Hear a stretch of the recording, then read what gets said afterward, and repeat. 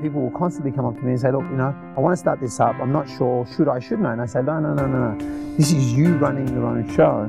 You need to start getting a gauge of yourself at what risk you're prepared to play under.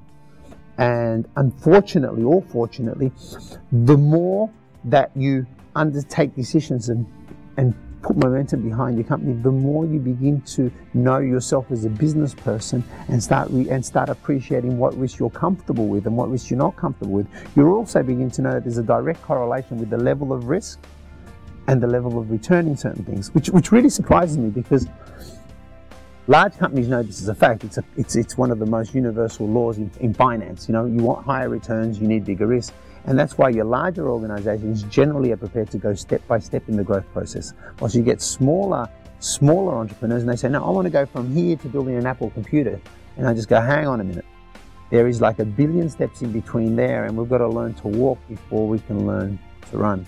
And it's just it's not, some people go, no, they're just ambitious, or I just go, no, I don't think it's that at all.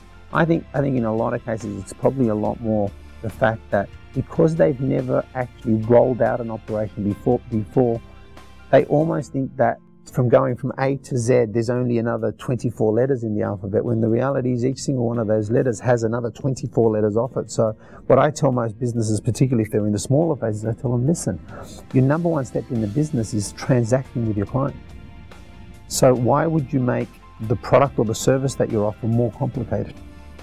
Yet you see bigger companies, and they generally keep their products and services fairly commoditized, fairly easy, and they emphasize a lot more on their communication to their market, and they emphasize a lot more on the delivery of the market, because they emphasize a lot more on the transaction of their operations.